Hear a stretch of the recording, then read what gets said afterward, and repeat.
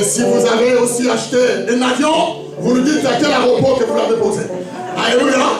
Parce qu'ils auront besoin de ça pour faire le service. Amen, amen. Soyez tous bénis. Je vous embrasse, mon frère. Alors, ne regardez plus comme de simples frères. Et regardez-les comme des consacrés. Alléluia. Car ils sont entrés dans le service du Seigneur.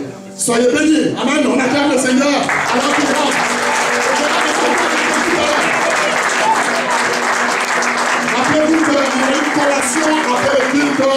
Pour nos bien-aimés, on préparer une collation. Nous allons partager quelque chose pour ces moments. Alléluia. Nous allons chanter et nous allons écouter la parole de Dieu. Nous élevons nos voix et nous chantons. Et nous chantons, bien-aimés. Quand on chante pour le Seigneur, on ne s'assoit pas. Alléluia. Vous ne savez pas qui vous servez.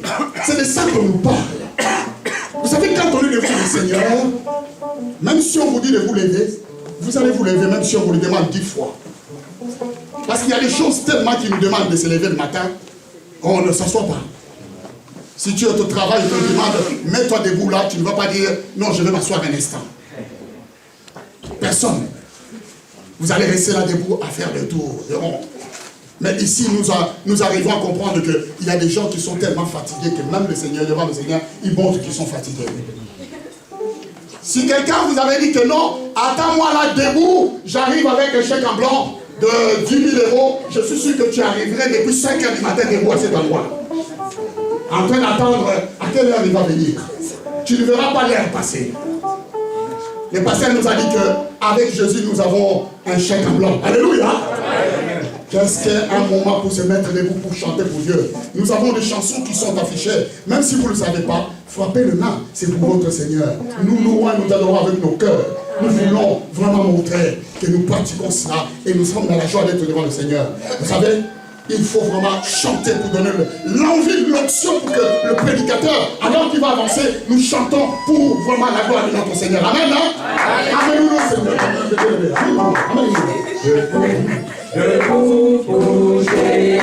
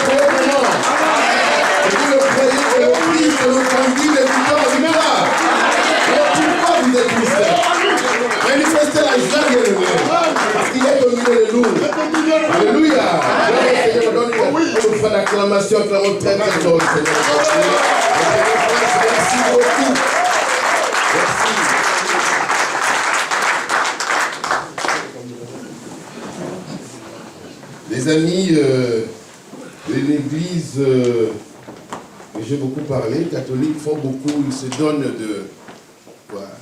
donne la main, tu tournes à gauche, à droite, tu dis Shalom, Shalom, Shalom. Bienvenue dans la maison du Seigneur. Saluons nos bien-aimés. Bienvenue, Shalom. Donnons-nous la paix. Hein? Donnons-nous la paix. Allez, levez-vous là, saluez-vous là. Aïe, aïe, aïe, aïe, aïe, aïe. Donnons-nous la paix. On peut s'élever. Nous sommes dans la maison. Nous sommes une famille. Ne soyez pas crispés.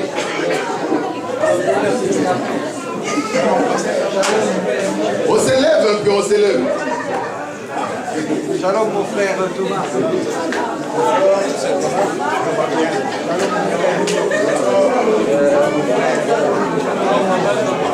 Raphaël.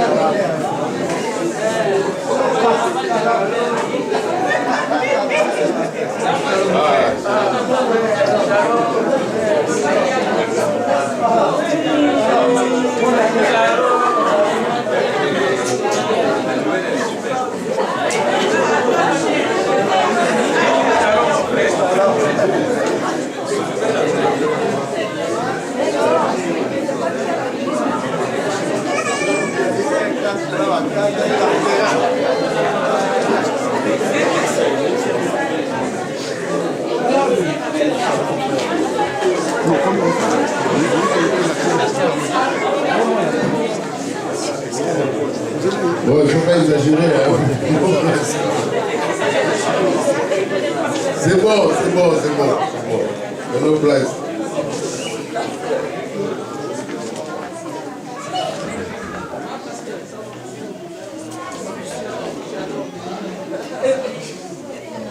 Amen, amen.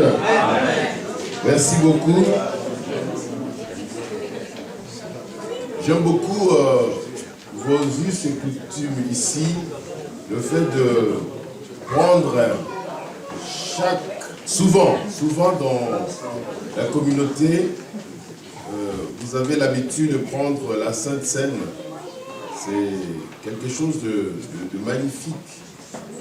Vous savez que nous avons dans l'église chrétienne, disons surtout de mouvances protestantes et évangéliques par la suite, nous avons ce qu'on appelle des sacrements. Vous savez si on a combien de sacrements? 7. Qui a dit 7? Il y en a combien de sacrements? Dans la Bible? Pas dans la Bible, c'est-à-dire dans notre façon de vivre l'Église, c'est que la Bible nous donne. La Bible, il y a le baptême. Baptême.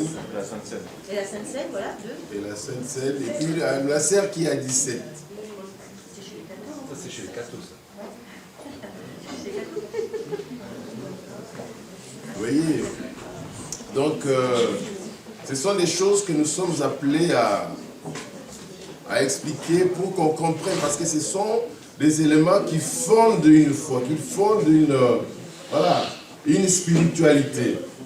Et puis, dans le protestantisme, en tout cas, le pentecôtiste, les évangéliques, nous sommes, il y en a deux, merci ma soeur, il y a le baptême et la Sainte Seine.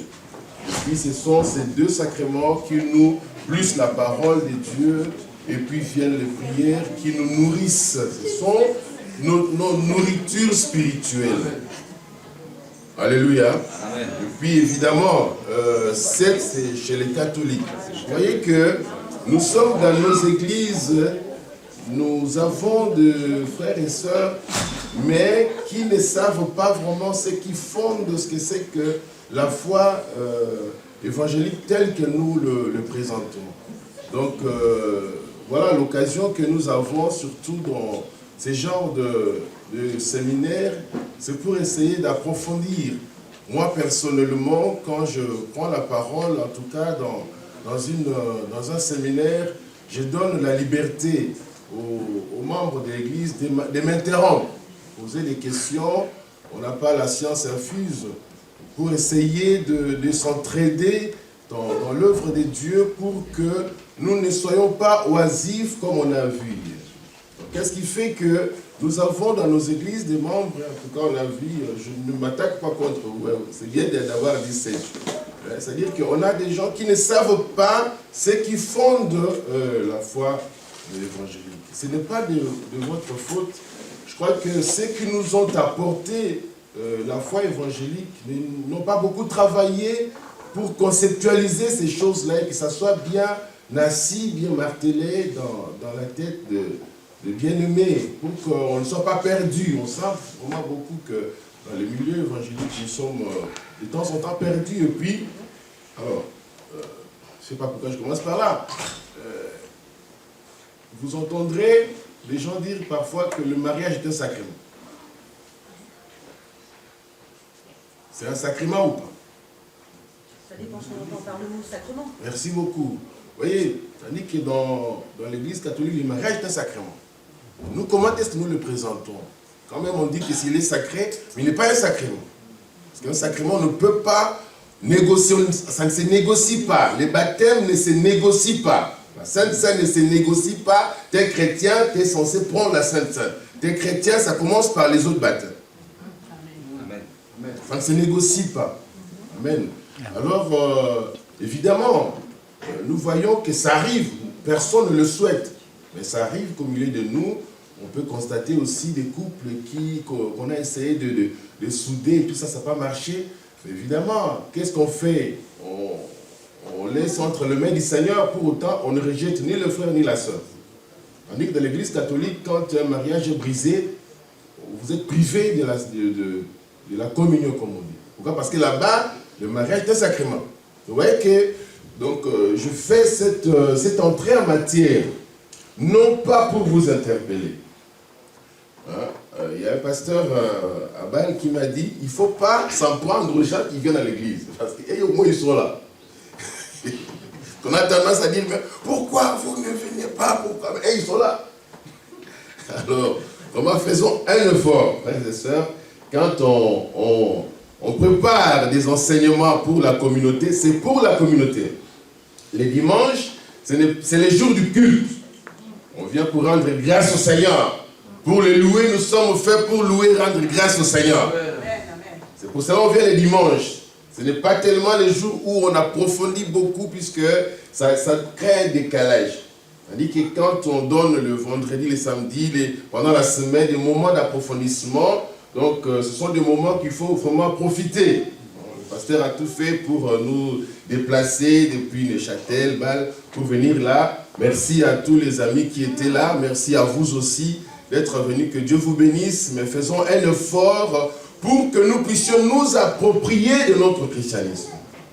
C'est notre affaire. La vie chrétienne, ce n'est pas... vous allez voir un peu des choses qu'on a fait. La vie chrétienne, ce n'est pas une philosophie. La vie chrétienne, ce n'est pas de la religion comme on a vu. La vie chrétienne, c'est une vie. Alléluia. Mais ça doit se connaître. Ça doit se... Il va falloir que nous, les chrétiens, nous assumions que nous soyons heureux d'être chrétiens. Amen. Que nous manifestions la joie, mais que nous ne soyons pas, comme disait Karl Marx, l'opium, c'est des gens qui sont saoulés, des gens qui ne savent pas, ils en ont tellement marre de leur vie et ils sont jetés dans la religion, dans la foi. Non, dans la vie chrétienne, on n'est pas venu parce qu'on est fatigué, on est venu parce qu'on a reçu la vie. Amen, amen, amen. Alléluia. Amen. Alors quelqu'un qui vit doit manifester, montrer qu'il vit. Et puis notre job à nous, vous les diacres et nous tous, c'est de prendre les chrétiens qui est fatigué, de dire, lève-toi alors, marchons, parce que bon, voilà, la route est encore longue. On doit continuer la marche. Alléluia. Amen. Donc vraiment, j'encourage l'église, je dis au pasteur que c'était une introduction. Nous avons introduit ce thème de la foi. Dans votre église, vous avez dit que cette année, c'est l'année d'espérance, de l'espérance. Donc, merci au pasteur qui m'a fait l'honneur de l'ouvrir cette année avec ce séminaire sur le thème de la foi. Parce que, il me semble que dans la vie chrétienne d'aujourd'hui, nous sommes devenus des chrétiens, mais sans savoir comment on est devenu chrétien. Nous rentrons dans la vie chrétienne sans commencer par le commencement. Le début, le commencement de la vie chrétienne, c'est par la foi. Nous rentrons par la foi. Alors, il y a un problème dans l'église catholique, dans l'église protestante. On en a beaucoup parlé pendant ce séminaire. Ça s'appelle les églises de multidunistes. C'est-à-dire que c'est l'église de tout le monde. Voilà pourquoi nos politiques disent, quand il y a des problèmes, nos racines sont chrétiennes. Nous sommes de la culture judéo-chrétienne. Nos origines sont... Ça veut dire quoi? On s'est dit, bon, contre vous là, nous sommes des chrétiens. Mais par rapport à quoi? Parce que quand on a été enfant, on a fait les catéchismes, etc. Et puis, si je veux me marier, bien l'enfant il grandit, on les baptise dans l'église. Et puis, si je veux me marier, je cherche le prêtre, je cherche le pasteur, il nous marie. Et puis, à la mort, il va faire le service funèbre. Donc, tout ça, ça veut dire que je fais partie de la culture chrétienne. La chrétienté, ce n'est pas une culture. La culture vient après. Amen. Alléluia. Amen. La chrétienté commence par la foi chrétienne. Et selon ce que je suis venu vous dire dans ce séminaire, que la foi chrétienne, ce n'est pas une pensée. La foi chrétienne, ce n'est pas une pratique. Il y a de la pratique dans la religion. C'est ce qu'on vient de voir là. S'il y a quelqu'un qui rentre là, il va voir que vous faites une cérémonie. Il va dire que cette cérémonie-là, elle est religieuse. Donc il y a de la religion dans la vie chrétienne. Par contre, la vie chrétienne, ce n'est pas une pratique religieuse d'abord. La vie chrétienne commence par la rencontre d'un individu avec une personne qui s'appelle Jésus de Nazareth, qui a quitté le ciel, qui est venu sur terre pour te chercher, parce que Dieu a tant aimé le monde. Parce que Dieu t'aurait tant aimé. La vie chrétienne commence par cette rencontre-là. Et par la suite, on va nous enseigner les concepts, nos valeurs. Et puis on va pratiquer, comme on a vu que cette pratique-là qui vient par la suite, pour parfaire, pour nous amener à la perfection. Alléluia. Amen. Donc c'est très important ces choses-là, vraiment, encore une fois. La prochaine fois, comme j'ai dit, que ce n'était qu'une introduction, revenez, vraiment, nous reviendrons. Nous sommes là pour vous. Alléluia. Amen. Donc, quand on dit l'église catholique, dit l'église des multidunistes, ça dit tout le monde est chrétien. On est chrétien parce qu'on est né dans ces bassins chrétiens. Mais tout le monde n'est pas chrétien. Le fait qu'on se dit frère, on va faire très attention. C'est bien de recevoir des amis qui viennent dans les églises. Et puis après demain, il continue. Tout à coup, il devient chrétien. Sans qu'il sache qu'on devient chrétien par la compréhension de cette prédication qui a été donnée. Jésus-Christ qui, par sa mort et sa résurrection, j'ai reçu le pardon de mes péchés et je suis justifié, je suis devenu enfant de Dieu et maintenant je commence la marche. Amen. Et j'ai beaucoup aimé ce que tu as dit. Frère, tu veux devenir, tu acceptes de devenir diacre? Tu dis oui. On doit dire oui, comme le jour du mariage.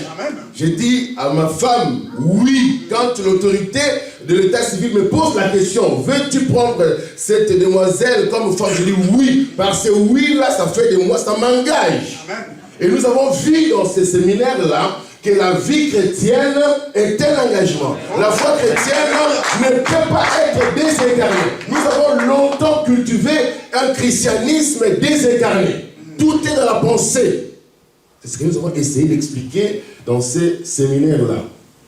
Donc, on va revenir. Pour moi, c'était une pierre sur laquelle, on a posé cette pierre-là sur laquelle on viendra construire. Alléluia. Donc, juste, on va balancer une sorte de petit résumé de ce que je fais. On a dit, et puis on verra avec le temps qu'est-ce qu'on pourra ajouter. Nous avons commencé, mon frère, si tu veux revenir un peu en arrière, j'avais présenté un peu une sorte de... Notre bien-aimé nous avait posé la question, puisque je vais commencer par un brainstorming, en disant, bon, en fait, qu'est-ce qu'on voulait discuter tout au long de ce séminaire. Il y a notre bien-aimé qui nous avait posé la question sur la différence entre l'espérance et la foi. Et on a eu le temps d'expliquer ça. Vous voyez? Donc que les deux, on peut dire que c'est les deux revers d'une même médaille. On ne peut pas avoir la foi sans espérance. Et on ne peut pas avoir de l'espérance sans la foi. Et nous espérons à la promesse que Jésus nous a dit qu'il reviendra glorieusement nous chercher. Dans notre temps, nous vivons dans la foi. Donc on a un entame, et puis parce qu'il avait posé la question, on a eu l'occasion de revenir là-dessus. Et puis, j'ai parlé un peu de mon autobiographie spirituelle, mon parcours. J'ai dit que j'ai eu la chance, ou la malchance, mais je crois que c'est la chance d'être né catholique, d'embrasser la foi évangélique, d'avoir fait les études de théologie, et puis d'avoir travaillé avec l'église réformée. Et puis voilà. Donc, cela me fait voir que nous composons, nous tous, nous appartenons à la religion chrétienne. On doit éviter, on doit grandir. Le fait de se rejeter, que ceux-là sont n'importe qui, n'importe quoi, c'est pas bien ce qu'on avait vu hier. Et puis hier, j'aimerais revenir là-dessus. Quand je vais poser la question, quelles sont les religions que vous connaissez? Les gens, ils ont dit catholiques, musulmans, bouddhistes. On a tout mis ensemble. Et c'était pas possible. Donc, je vais essayer juste de préciser encore aujourd'hui, merci. C'est-à-dire, il y a beaucoup de religions au monde, effectivement. Le bouddhisme, l'islam, le judaïsme et tout ça. Ce sont des religions. Et puis nous avons le christianisme. Et puis il y en a d'autres, hein, l'animisme, etc.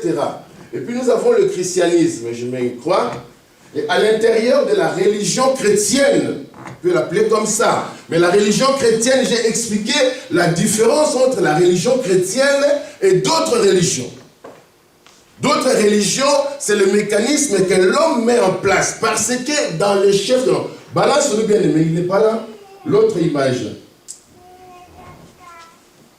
Ou, voilà. Je ne sais pas si vous connaissez cette image.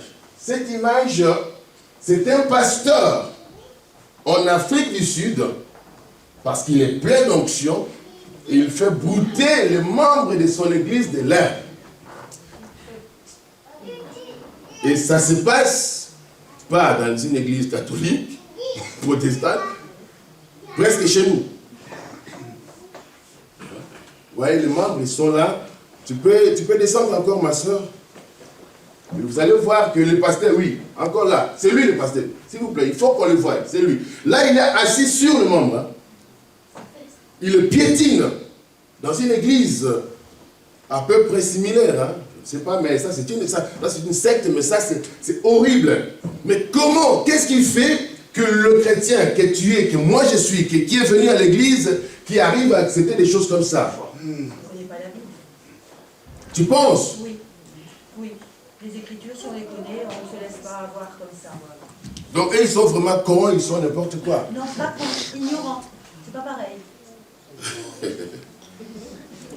Voyez, c'est-à-dire quoi? C'est-à-dire que dans le cœur de l'homme, tout individu que nous sommes, il y a quelque chose qui nous dit que ça ne suffit pas le monde. Tout le monde cherche. Amen. Amen. Nous cherchons. Et seulement, malheureusement, les uns ils tombent chez les mauvaises personnes qui le rassurent que non, c'est bien, il faut accepter tout ce qu'on vous dit. Il faut pas réfléchir. Il faut accepter. Malheureusement. Si c'était, excusez-moi le terme, si c'était un blanc contre le noir, en sociologie, il n'y a pas de race, hein, juste qu'il y a des êtres qui sont un peu plus foncés que les autres, on dit comme ça. Si c'était quelqu'un qui est plus clair, les autres un peu foncés, ça allait choquer. Ah, encore une fois, le colonialisme. Et si c'était plutôt un foncé contre le plus clair, on allait dire, non, il faut le faire payer. Ce qu'ils nous ont fait dans les colonialistes. Mais si c'est entre nous, on comprend que vraiment il y a un problème. Donc on ne peut pas interpréter de la sorte. Mais qu'est-ce que je veux dire par là? C'est-à-dire tout ça, c'est un sentiment religieux. C'est les sentiments religieux qui amènent les gens à les chercher. Parce qu'il y a des problèmes dans ce monde. dont la pensée, dont la politique ne peuvent pas résoudre. Les livres, etc., ne peuvent pas résoudre. Dans le cœur de l'homme, il y a quelque chose qui cherche. Parce que le Créateur qui nous a créés a mis dans le cœur de chacun de nous quelque chose. Et nous allons le chercher. Il faut le chercher. Alors maintenant, nous tombons mal. Il y en a d'autres qui s'extasient devant l'œuvre d'art, les œuvres d'art. D'autres, ils s'extasient devant les femmes, d'autres devant l'argent. Mais il y a un désir profond dans le cœur de l'homme qui t'anime. Au point que parfois, en tout cas cette femme, c'est bien, il faut aimer nos femmes, nos hommes, les enfants. Mais il ne faut pas arriver au point de le vénérer. Et la vénération, on sent qu'il y a un désir profond et tu penses que ce désir profond sera accompli, réalisé par lui, par elle. Voilà pourquoi on est déçu. Et la Bible dit malheur à celui qui croit en l'homme. Et l'apôtre Paul a dit que si votre espoir sur cette terre repose dans le matériel, vous serez le plus malheureux. Donc nous cherchons. Et ils sont en train de chercher. Malheureusement, ils sont mal tombés. Donc c'est ça la religion. Les gens, l'homme se met à chercher. Alléluia. Donc c'est une démarche individuelle ou collective évidemment, où on cherche quelque chose. On ne sait pas. Et on a vu ça hier avec Corneille, qui a cherché aussi Dieu, heureusement pour lui. Donc ça c'est la démarche religieuse. Mais maintenant la différence entre nous dans le christianisme, c'est que Dieu a vu que tu passeras par les charlatans comme ça, tu passeras par les œuvres d'art, ton cœur ne sera jamais étanche. Ta soif ne sera jamais étanche. Alléluia. Lui-même, il a pris l'initiative. Il a dit, je vois qu'il t'attend tellement. Alors il a pris un corps et il est descendu dans la personne du Christ pour venir te chercher. C'est-à-dire, finis le tâtonnement.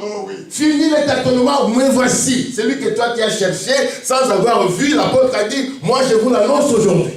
Jésus-Christ de Nazareth, l'espoir de l'humanité. La vie, il y a du salut dans aucun autre nom.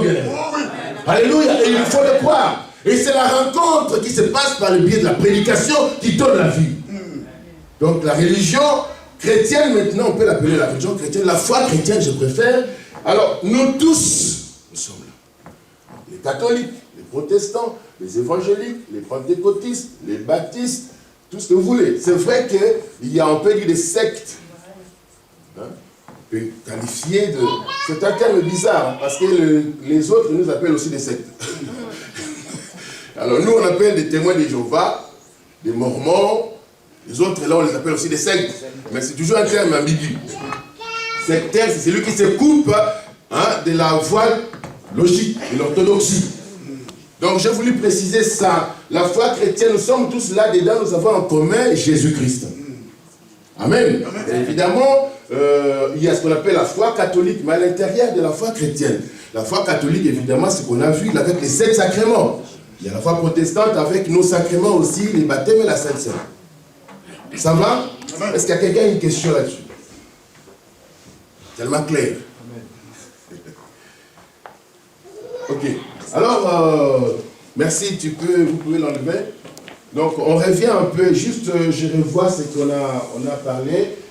Je parlais aussi un peu de l'humilité. Soyons un peu humbles. À travers toutes les religions que j'ai traversées, j'ai vu que nous devons nous compléter. Au lieu de dire telle autre, là, telle église, là, ça ne va pas, etc. Non, nous, la meilleure façon de chasser le ténèbre, c'est d'allumer la lumière. Alléluia. Si nous pensons que Christ est en nous, travaillons dur, travaillons de mieux en mieux pour aller vers les autres, leur manifester notre amour. Au lieu de passer tout le temps en train de dire, mais celle-là, c'est n'importe quoi. Mais il faut acclamer, non?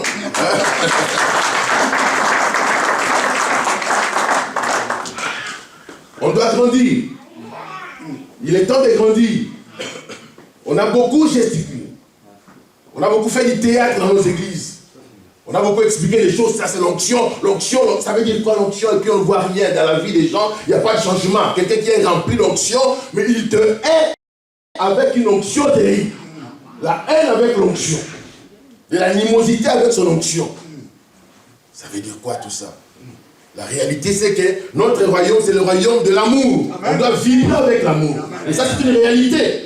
Dieu a manifesté son amour. Il a envoyé Christ qui est venu pour te chercher. Pour que toi, tu te dises chrétien, il faut manifester ton amour envers ton frère, ta soeur, le pasteur, le diacre. David Douillet, et puis un autre député, ils sont allés, après les attentats de Paris, ils sont allés dans une prison, trouver un monsieur qu'on était en train comment dire,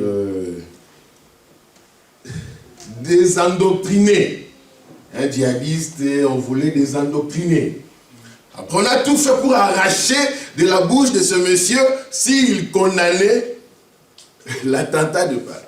Parce que monsieur, ce qui s'est passé à Paris, est-ce que vous le condamnez ou pas?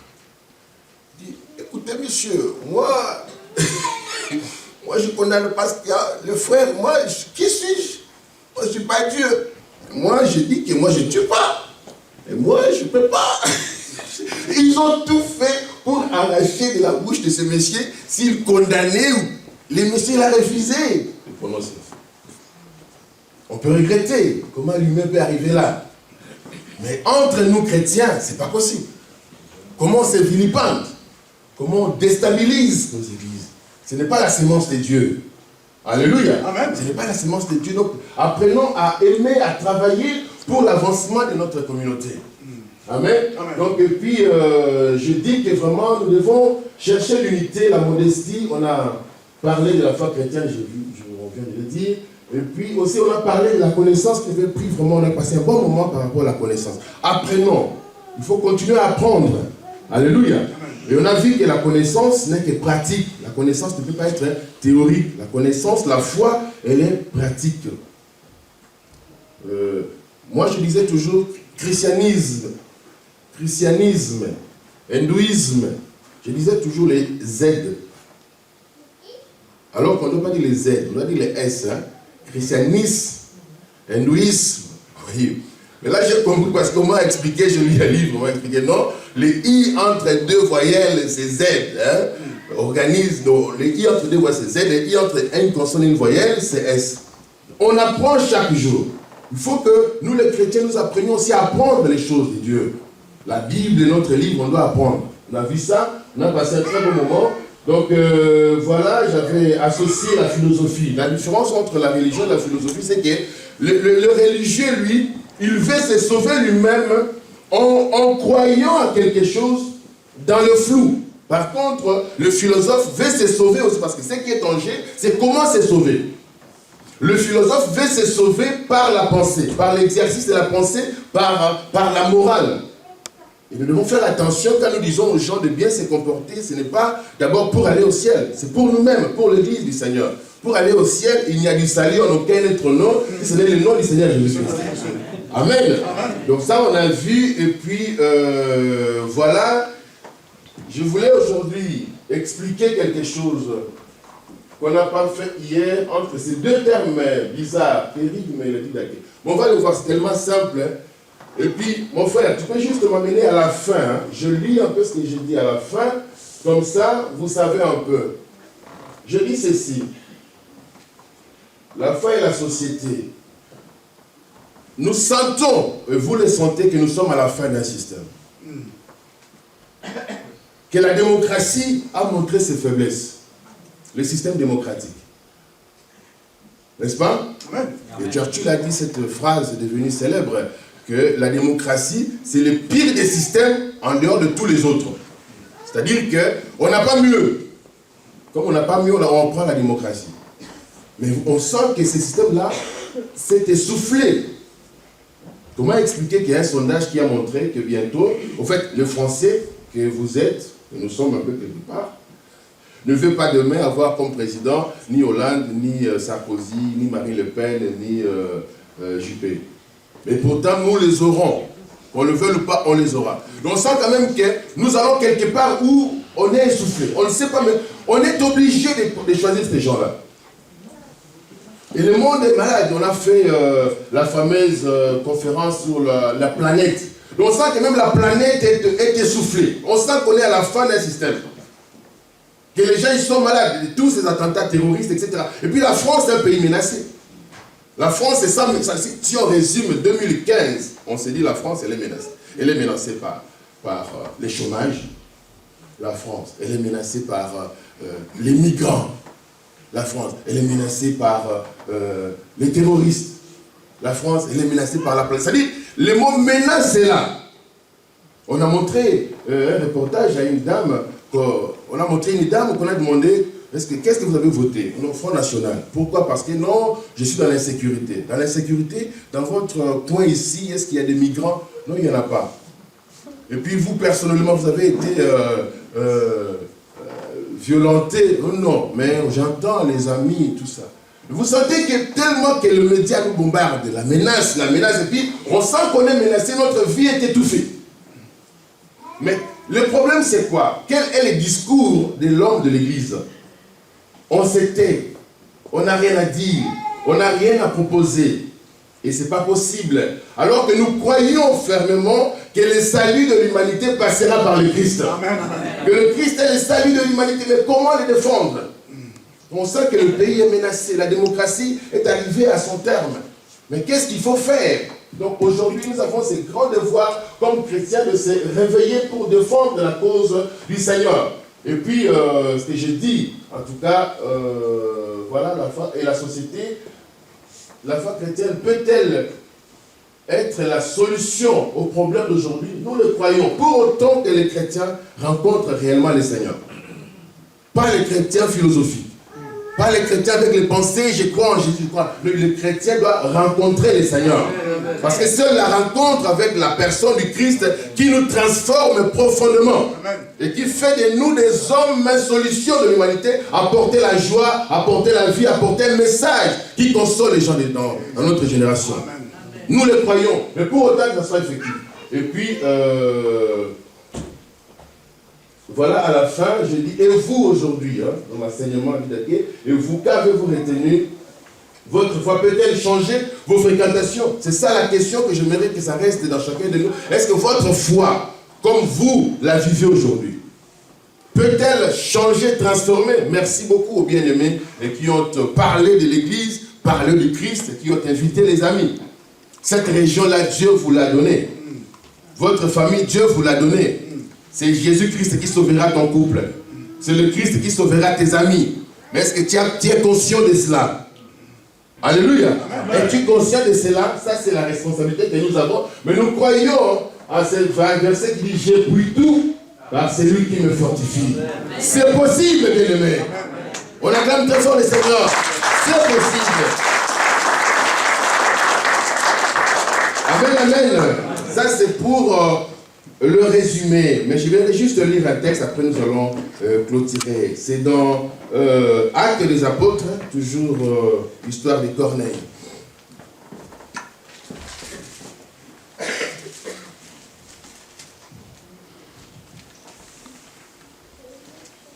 Actes des Apôtres, chapitre 10. On était là hier. Nous sommes arrêtés. Corneille a vu la vision parce qu'il a prié. Il était religieux, mais il a cherché, pas comme ceux-là. Lui, il a cherché profondément et Dieu l'a exaucé. Mais l'exaucement est passé par un ange qui est venu lui dire, Corneille, envoie à Jopé pour faire venir Pierre. Et Pierre arrive dans la maison de Corneille. Nous sommes dans... J'aime beaucoup un passage. D'abord, lisons verset 20. Parce qu'on nous dit que Pierre aussi, il était en prière. Il avait faim. Tout à coup, il a commencé à prier, il est rentré dans l'extase, et puis il a vu une natte qui est descendue, où l'Esprit de Dieu lui a dit, tue et mange, mais des choses impures.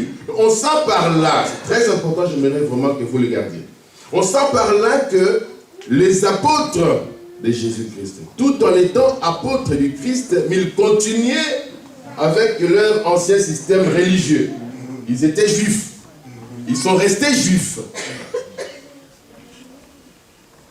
J'aimerais que tu comprennes, bien-aimé, que tout en étant chrétien, tu es tellement ancré à des choses que tu penses que c'est ton identité. Voyez, moi je suis chrétienne, Mais je suis quand même française, hein. Je suis quand même, hein. Breton. Je suis alsacien, moi. Hein. Quand même chez nous, hein. Tu vois, vous les étrangers là, quand vous arrivez ici, c'est bien, on est tous frères, mais quand même il faut, hein, nos justes coutumes, hein, pour le respecter. C'est-à-dire que, imaginez-vous Pierre, à qui on a remis la clé. Il avait un problème. Il dit que nous les juifs, il ne dit pas nous les chrétiens. Amen. Amen. C'est l'humain que tu es, que nous sommes. Faisons très attention, frères et sœurs. Le jour que j'ai rencontré Jésus, il a changé mon identité. Amen, amen. On pouvait acclamer si c'était le pasteur Toussaint. Il change mon identité. C'est-à-dire que c'est un programme que mon ordinateur enregistre qui va tout guider. Il va tout lire à travers ce programme-là. Quand le Christ vient dans nos vies, il commence... je n'adhère pas à une pensée, c'est une vie qui commence. Amen. Ma façon de voir le monde, la hiérarchie des choses doit changer complètement. Ce n'est pas possible de voir dans l'église des gens pleins de haine, d'animosité. Quand on dit soutenons l'œuvre de Dieu, c'est comme si ça ne l'intéressait pas. Quand on dit qu'il y a un séminaire, ce n'est pas pour lui. C'est pour qui alors? Donc vous voyez, c'est bien des séminaires, mais moi aussi, moi je travaille. Hein. J'ai une famille, j'ai des enfants, bien sûr. Mais la famille et les enfants, c'est bien. Et la famille et les enfants ne te donneront pas la vie. Si j'ai Christ en moi, il me donne l'amour d'aimer ma famille. Véritablement. Oh, mais comment donc? Hein?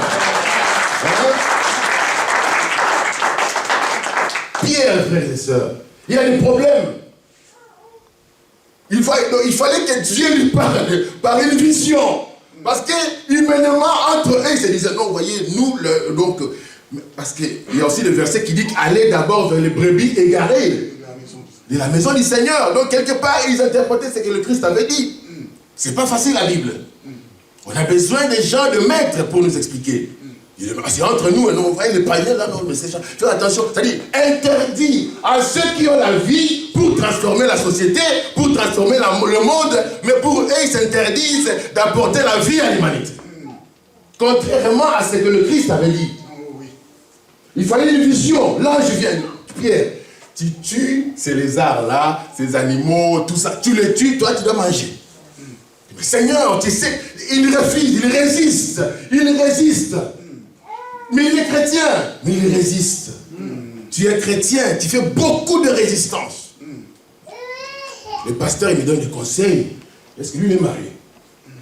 Lui, il a une famille, il a une grande famille. Il me donne des conseils sur le travail. Est-ce que lui, il travaille? Lui, c'est ce que c'est que la souffrance du travail. Il a l'esprit de Dieu. Alléluia. Amen. Qui conduit tout, qui voit tout. La résistance. Nous sommes tellement résistants. Résistance. Il résiste. Mais j'aime beaucoup ce passage, un petit verset. Il n'est pas loin. Un petit verset, verset 20. Il dit, l'Esprit lui dit, voici 3 hommes te demandent, lève-toi, descends et pars avec eux, sans hésiter, car c'est moi qui les ai envoyés. Alléluia. Amen. Oh bien-aimé, apprenons. Oh, il voulait acclamer, mais il faut acclamer mon frère.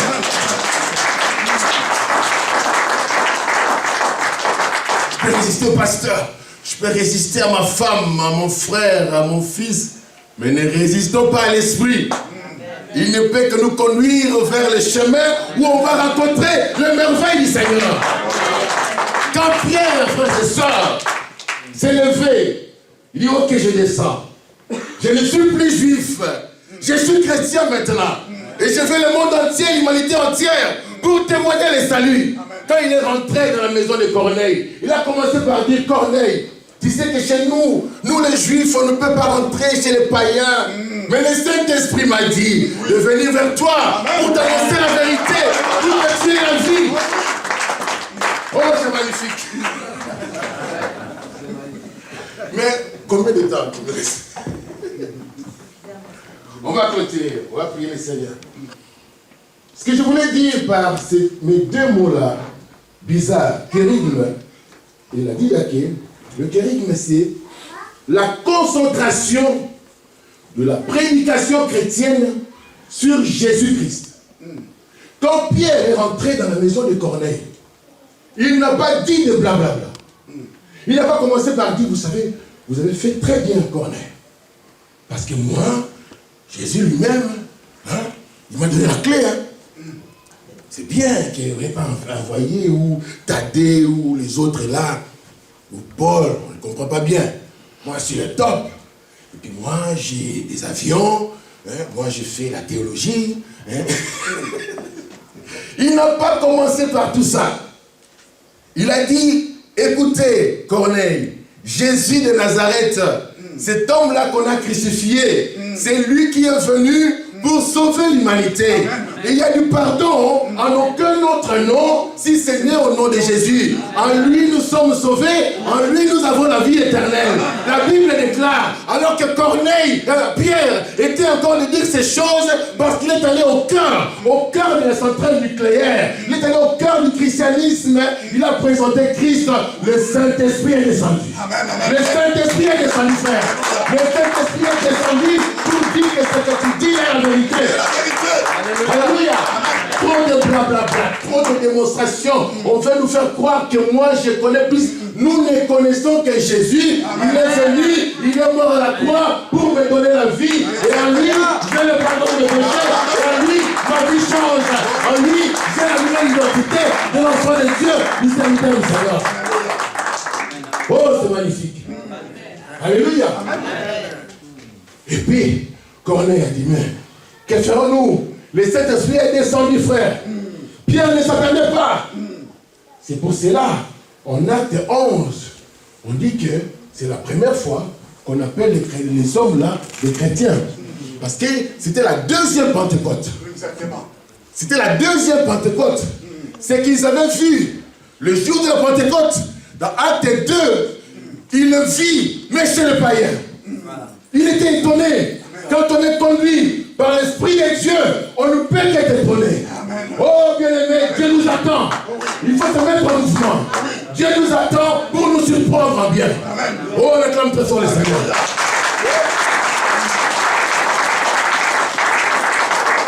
Alors, il faut refuser de l'eau. Ça, c'est le kérigme. La didaké, c'est l'explication. Je vous choquerai une fois.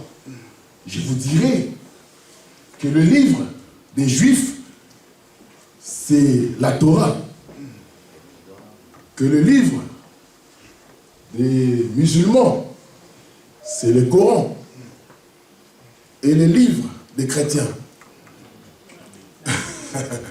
Nous n'avons pas de livre. Nous n'avons pas de livre. Le christianisme, c'est une religion, pas de livre. Le christianisme, c'est une vie. On n'a pas besoin d'un livre.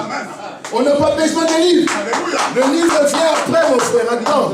Le livre vient après. C'est l'ensemble des témoignages. Pour nous donner les témoignages.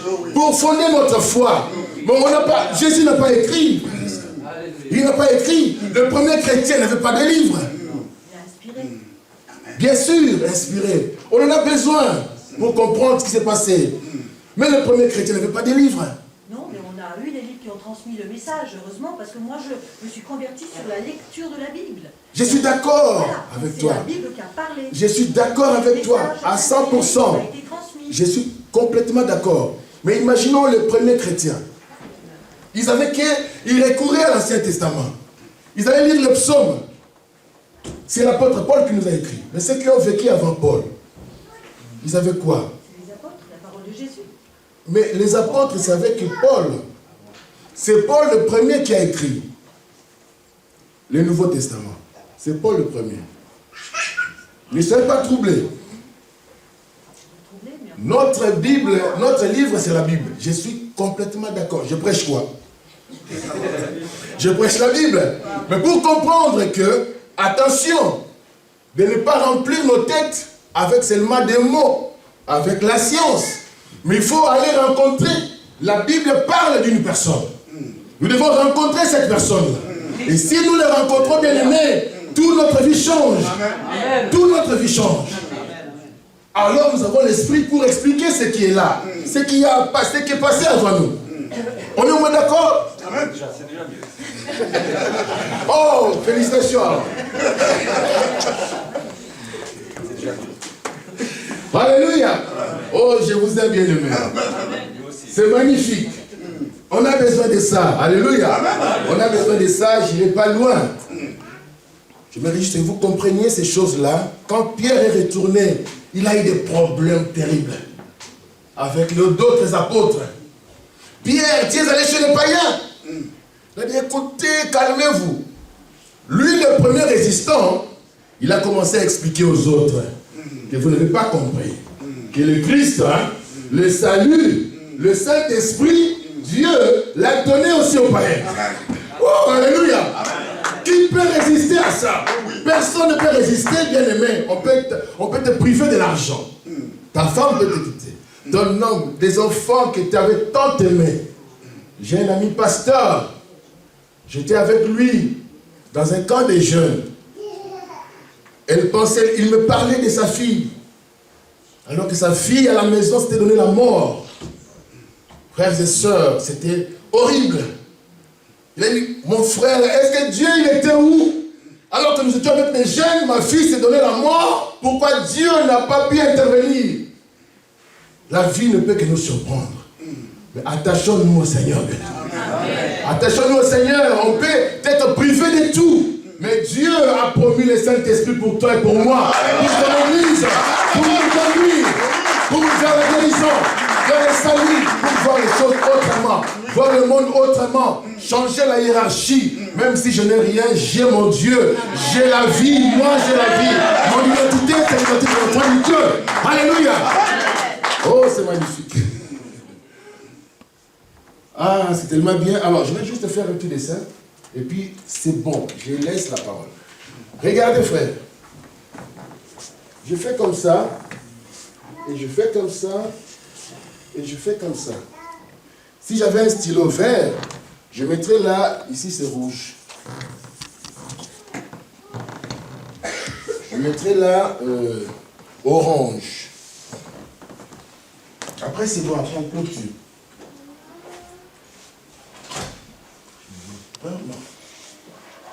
Jaune, mais bon, voilà, on va s'imaginer un peu.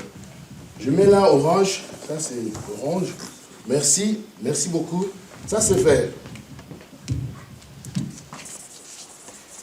Alors, parce que je parle beaucoup avec des images. C'est-à-dire quoi? C'est-à-dire que dans la vie, nous sommes bien là. Ça s'appelle la zone de confort. Nous sommes bien là, bien entourés avec mes enfants que j'aime, mon mari que j'aime, mon église, mon pasteur, on se connaît. Et puis c'est la routine. Mais on est bien. Sauf que, en restant là, on ne progresse pas dans la vie. Alléluia. Amen. On ne progresse pas. Et l'église du Seigneur, qui a ses membres, ses 40, 50, 60 membres, qui est bien, le pasteur, il est connu, personne ne le résiste, il ne progresse pas. Mais s'il fait l'erreur de traverser la Manche, il dit, bon, comme je ne progresse pas, je vais aller vers là pour progresser. De commencer à faire des choses qui sont impossibles, demander l'audience à TF1 ou je ne sais pas moi, rencontrer le président. Il sera buté avec des résistances. Il va dire, mais finalement, Dieu m'a dit, vous allez prêcher les autorités, mais aucune porte. Là, tu vas dans la zone de la saturation. Zone de la saturation. Tu seras saturé. C'est comme quelqu'un qui court quotidiennement, il fait 20 minutes, et puis tout à coup, il commence à faire 1 heure, 2 heures. Tu vas tomber. Mais nous sommes appelés à aller là, dans la zone de tension. Zone de tension. C'est là que nous progressons. C'est-à-dire que nous essayons de sortir des sentiers battus. Amen. Amen. Nous essayons d'aller un peu plus loin avec le Seigneur, avec le Christ, avec les études, avec tout ce que nous faisons dans la vie. Essayons d'aller un peu plus loin. Le Christ nous y invite. Et on a là, vers là-bas, même les sportifs, on progresse. On va prier après. Il y a des questions? Ma soeur sur la Bible. On va revenir. Alléluia. Merci beaucoup, vous m'avez donné beaucoup d'amour. On va prier après, je ne sais pas le programme que le pasteur a, mais après nous allons prier pour les amis qui ont besoin de ça. Mais sachons-le que ce qui s'est passé dans la vie de Pierre, qui est allé prêcher l'évangile, mais c'est lui qui s'est retrouvé converti. C'est ça la conversion. Un chrétien, c'est un chrétien converti. Et la conversion, nous devons la vivre au quotidien. Si on te dit qu'il faut abandonner ça, il faut progresser, il faut accepter, c'est au quotidien. Et en cela, nous allons voir la gloire du Seigneur. Que Dieu nous bénisse, que Dieu nous bénisse. Nous allons prier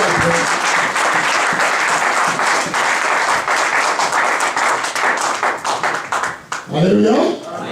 Je crois que nous avions compris tout ce qui a été dit. C'est vrai qu'il arrive des fois que quand nous avons des séminaires comme ça, on peut aussi se permettre de poser des questions pour que ça soit clair. Ne soyez pas choqués parce que ici nous en demandons beaucoup. Et même si notre sœur a posé jusqu'à ce que l'explication était claire, et là, elle a compris de quoi on parlait. Alléluia. Amen. Oui, Christ lui-même veut que nous soyons un livre. Alléluia. Ce livre que t'inscrit toute sa parole. Vous savez, parce que lui-même est la parole de Dieu. Mais il a fait que ce qu'il a entendu le Père dire. Et c'est ce chemin qu'il a suivi. Parce que toutes les paroles qui sortaient de lui étaient les paroles qu'il avait reçues du Père. Amen. Quand on entendait Christ parler, on entendait le Père parler. Lorsqu'on dit que Jésus est la parole, et lorsqu'il parlait sur la terre, c'était Dieu lui-même qui parlait aux hommes. Et cette même parole est arrivée jusqu'à nous aujourd'hui. Et nous voulons, nous l'Église, être transformés. Que nous ne soyons pas des chrétiens qu'on ballotte de gauche à droite, mais que nous soyons des gens qui ont compris pourquoi nous suivons le Seigneur, pourquoi nous nous attachons à lui. Parce que c'est vrai que le salut est donné par Jésus-Christ. Alléluia. Amen. Oui, bien-aimés. Voilà pourquoi nous avions amené ce thème de la foi dans l'Église. Pour que les gens ne puissent pas croire n'importe comment, mais qu'ils puissent se vêtir de leur foi autre chose. D'autres connaissances qui nous amènent à comprendre réellement ce que nous sommes.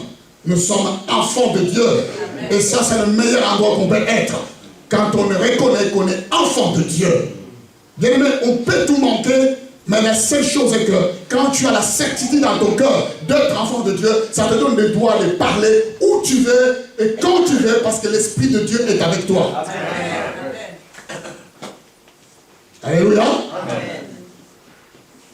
Et l'autorité que Dieu nous a donnée, c'est ce qui nous pousse à parler. Le monde a besoin de nous. Yes. La Bible dit que nous sommes la lumière, et cette lumière, on ne peut pas la mettre sous la table. La solution qui va sauver cette humanité, les hommes vont faire tout, mais ils n'arriveront pas à la solution. Il n'y a que Dieu. Il faut que l'homme qui rejette Dieu puisse accepter le Seigneur. Le monde doit accepter Dieu. Alléluia. Amen. Et quand on laissera Jésus la place, alors la vraie paix viendra. Amen. Alors que la solution viendra. Mais seulement, l'homme est en train de rejeter. Mais pour nous, nous savons que nous sommes fortifiés par le Christ. Maintenant, bien aimés, nous voulons faire une action de foi. Nous allons prier. Mettons-nous debout. Nous allons prier. Et nous allons inviter des personnes qui ont besoin de rencontrer ce Seigneur. Quelqu'un qui a besoin de rencontrer Dieu. La Bible dit, le christianisme, c'est rencontrer le Fils de Dieu. Quand tu rencontres Dieu, ta vie change. Et ce matin, si tu veux vraiment croiser ce Dieu-là, tu veux le rencontrer, tu passes devant ici. Et nous allons vraiment prier pour toi. Alléluia. Nous allons prier pour toi. Il arrive des fois que tu te dis, je connais le Seigneur, mais tu ne l'as pas vraiment connu. Mais si tu as besoin de connaître ce Dieu-là et faire route avec lui, nous voulons passer.